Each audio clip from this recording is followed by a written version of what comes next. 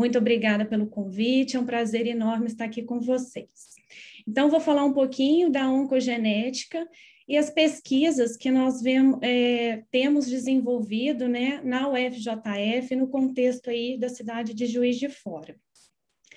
Como a doutora Bárbara já falou inicialmente, né, nas aulas de oncogenética eu sempre faço uma ressalva em relação aos cânceres, né, que eles são genéticos, porém nem todos são hereditários.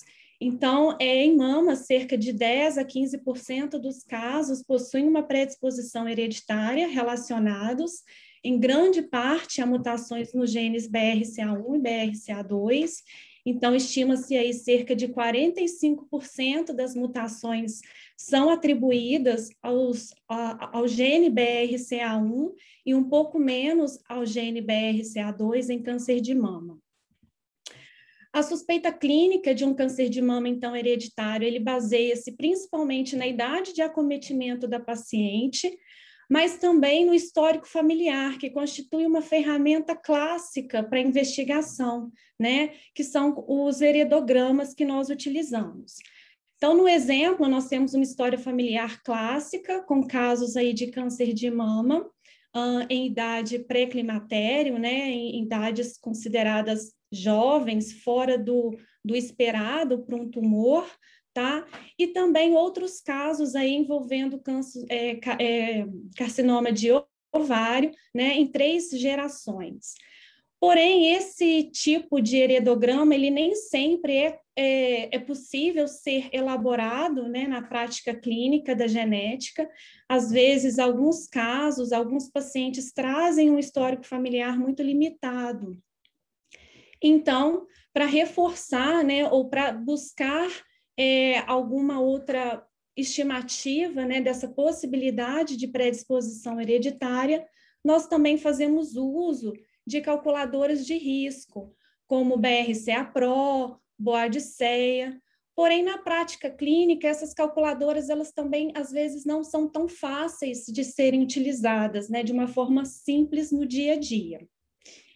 Então, uma rede de pesquisadores e cientistas em câncer elaboraram algumas diretrizes para auxiliar os profissionais a conduzirem os seus pacientes a uma investigação molecular, como é o caso dos guidelines, como, por exemplo, da NCCN, e nós temos outros, né, como o da ASCO, mas o da NCCN acaba sendo mais utilizado. Então, com essa investigação molecular, vários estudos hoje sugerem os principais genes relacionados a câncer de mama hereditário e suas possíveis correlações, né? Então, nós temos genes que possuem uma maior penetrância, uma penetrância moderada, tá? E além do BRCA1, BRCA2, o TP53 e outros genes que, devido à presença de variantes raras ou variantes muito raras, atribuem, então, essa alta probabilidade de estarem associados a um câncer hereditário, tá? E por isso trazem impactos, né, na prática clínica e devem ser extremamente observados e considerados. Não menos importantes, os genes de moderada penetrância, né, eles também devem ser considerados, né? O médico assistente, ele deve estar sempre acompanhando, né, principalmente o médico geneticista, acompanhando as informações, as correlações clínicas que esses genes trazem. Atualmente, né, com o avanço aí da técnica de sequenciamento de nova geração, tá? De acordo com o NID, em agosto de 2020, o custo de se sequenciar aí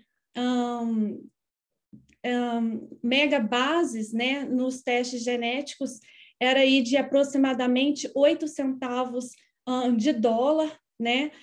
Essa equivalência de 1 megabase seria, então, 1 milhão de pares de base, custando aí 8 centavos de dólar, fazendo-se, então, um genoma por aproximadamente 689 dólares de forma muito rápida. A gente sabe que esse valor ainda é expressivo, né? Boa parte da população, principalmente a brasileira, não tem acesso ainda aos testes genéticos, tá? Mas já houve, né, uma redução brusca no custo desses exames. Então, eu e o meu grupo de pesquisa na UFJF, né, os professores Maria Tereza Bustamante e Maximiliano Ribeiro Guerra, tá? Em colaboração com a Fiocruz, nós temos uma linha de pesquisa em epidemiologia e genética em câncer de mama, que é uma linha de pesquisa muito recente, ela foi iniciada aí no final de 2018, tá? Mas nós também temos outros trabalhos relacionados, por exemplo, análise de sobrevida, qualidade de vida, percepção da imagem corporal relacionados ao câncer de mama, mas não apenas câncer de mama, né? Também temos pesquisas na área de câncer coloretal, colo de útero, tá? E a partir, então, de uma suspeita clínica, tá? De um paciente com uma predisposição hereditária a um câncer de mama, nós temos aquelas que poderiam ser portadoras da mutação, né? E aí tem um impacto, então, aos seus familiares, como também já bem mencionado aí pela doutora Bárbara, tá?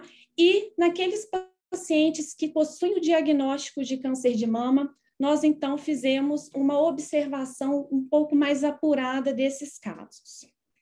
Então, considerando aí, por exemplo, 2 estudos, como o estudo de 2012, né, onde mostra aí as características patológicas dos tumores em portadoras de mutações em BRCA1 e BRCA2, né, nós observamos que há uma maior prevalência de tumores ductais invasivos em pacientes portadores de mutações em BRCA1, tá? Seguido aí de alguns cânceres do subtipo medular, também BRCA1, e a partir desse entendimento, né, outros trabalhos foram demonstrando essas correlações das características patológicas do tumor, tá? Com a técnica de imunistoquímica, que é muito utilizada, é uma técnica muito prática, como colocou o doutor Benedito no início, tá? E aí vem também demonstrando aí que mulheres portadoras de mutação em BRCA1 são aquelas, né, são mais vistas nos tumores triplo negativos. Bem, então, a partir de uma coorte hospitalar composta por 522 mulheres diagnosticadas com câncer de mama, em um centro de referência oncológico em Juiz de Fora, tá? Uma coorte de mulheres diagnosticadas entre 2014 e 2016, nós buscamos caracterizar o perfil patológico do carcinoma de mama. Então, nós excluímos os casos de carcinoma ductal in situ e excluímos também os casos em que não havia informações sobre os biomarcadores. Então, por incrível que pareça, a ausência de informações, né, compromete, principalmente relacionada aos biomarcadores tumorais, né, eles comprometem as nossas análises, não só esse tipo de informação, mas outras informações que são extremamente relevantes de cunho clínico, eles comprometem as nossas análises, e isso é bastante recorrente. E, então, nós categorizamos essas mulheres, tá, em grupo de risco habitual, né, que são aquelas que possuem a probabilidade habitual de desenvolver um câncer de mama, considerando aí principalmente os fatores ambientais de exposição, tá? Versus aquelas de risco aumentado para câncer de mama hereditário a partir do diagnóstico clínico, ou seja, nenhuma dessas mulheres realizaram teste genético previamente, então aqui nós estamos falando de um grupo de mulheres que vieram do Serviço Público de Saúde da cidade de Juiz de Fora e também aquelas que possuem algum tipo de convênio, tá? Porém, nenhuma delas havia feito teste genético antes dessa pesquisa. Bom, então, para vocês terem uma ideia, né, dessas 480 mulheres avaliadas, seguindo os critérios da NCCN para possíveis investigações genéticas, mulheres de predisposição hereditária, aproximadamente 130 mulheres fazem parte desse grupo de risco aumentado. Então, nós observamos nesse estudo que as mulheres de risco aumentado, né, que são aquelas, então, que se enquadram nos critérios da NCCN para a realização de uma investigação molecular, de um aconselhamento genético, elas apresentaram maiores percentuais de doença diagnosticada em um estadio avançado e com tumores maiores que 2 centímetros, tá? Então, aí tendo uma prevalência de 1,4 vezes para ambas as características, quando comparadas àquelas mulheres de risco habitual. E também observamos, né, no caso dos tumores triplo negativos, que chamam muita atenção, principalmente devido à terapêutica desses tumores, que 25% de tumores triplo negativos foram observados em mulheres de risco aumentado e apenas 6 nas de risco habitual, tá?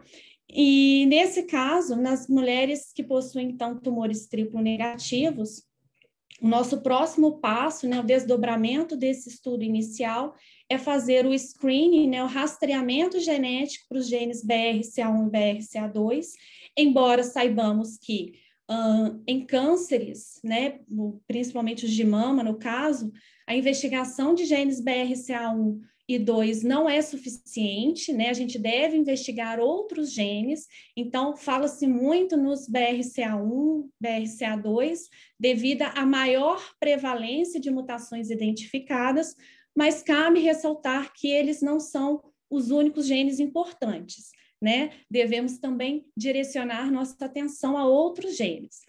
Mas então, voltando aqui para esse estudo, nós objetivamos, então, fazer um rastreamento desses casos de triplo negativos para BRCA1, BRCA2 e verificar também vias envolvidas na recombinação homóloga, né, via na qual esses genes estão extremamente relacionados.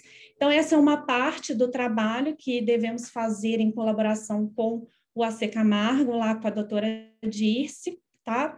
E aqui a gente ressalta também esse dado, né, de que mulheres com risco aumentado chegaram ao serviço já num estadio avançado, né, isso nos chama a atenção, né, que se houvesse de fato um melhor entendimento sobre os cânceres hereditários, né, isso para o paciente, para familiares, o esperado era que as mulheres com risco aumentado, ou seja, aquelas que se enquadram nos critérios, né, possuem algum familiar com algum diagnóstico de câncer em idade fora do convencional, né, que elas chegassem ao serviço com um estadio mais inicial, né, ou até mesmo que o diagnóstico, né, que o caso em si fosse evitado ou retardado, porque sabemos que existem condutas, né, gerenciamentos de risco a serem utilizados, né, para se evitar e até mesmo propor aí o diagnóstico precoce, que é a principal ferramenta que a gente tem aí, principalmente no aconselhamento genético, né, e na investigação molecular. Então, por isso é muito importante esse tipo de evento, né, para que a gente possa realmente difundir esse conhecimento em genética, visando aí os tumores hereditários. Muito obrigada pela presença de todos e continuo à disposição.